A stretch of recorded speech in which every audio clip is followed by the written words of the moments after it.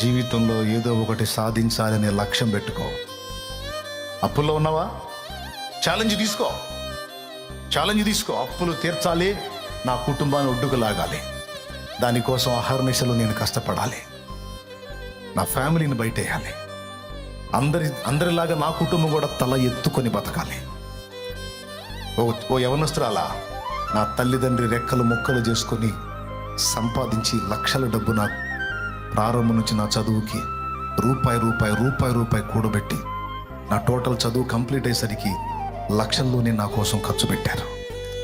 బోల్డంత ఆశతో వాళ్ళు అనుకున్నది నేను సాధించాలి. వాళ్ళు అనుకున్న అంతస్తుకు నేను చేరాలి. ఒకసారి కాకపోతే 2 సార్లు కాకపోతే 4 సార్లు 5 సార్లు 6 సార్లు 10 సార్లు అయినా సరే పోరాడతాను, ప్రయత్నిస్తాను. నా తల్లిదండ్రులు తల ఎత్తుకునే విధంగా నేను నిలబడతాను అని జీవితాన్ని ఛాలెంజ్గా తీసుకో. నా కోసం ఇంత అహర్నిశలు కష్టపడ్డ నా తల్లిదండ్రులకు బాసటగా నిలుస్తాను, ఆదరణగా నిలుస్తాను, వాళ్ళని ఆదరిస్తాను, ఆదుకుంటాను. ఫ్యామిలీని దృష్టిలో పెట్టుకో, సాటి మనుషుని దృష్టిలో పెట్టుకో. నా కుటుంబంలో నేనే నిలబడాలి. బిఆర్ అంబేద్కర్,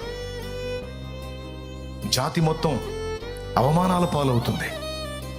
కేదికి క్షవరం చేసేవాడు నేను దళితుడని నాకు క్షవరం చేయనన్నాడు. అంటే పశువు కంటే హీనుడిగా నన్ను చూశాడు. వదిలిపెట్టకూడదు. దళితుడిగా పుట్టడమే పాపమా? అంటరాని వాడినా, నా జాతి అంటరానిదా, ఎలా అవుతుందో చూస్తా అని దీక్ష పూనాడు. రాత్రింబగళ్ళు కష్టపడి చదివాడు. ఈరోజు అంటరాని వాళ్ళు అని అవమానపరచబడిన తన జాతి ఈరోజు అగ్రస్థానాల్లో కూర్చొని జాబ్ చేయడానికి అతడు ఆధారమయ్యాడా?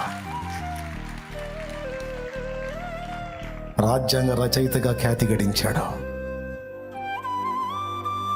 దాదాపు 140 కోట్లకు పైచిలుకున్న భారత జాతికి రాజ్యాంగ రచయిత తానే అయ్యాడు.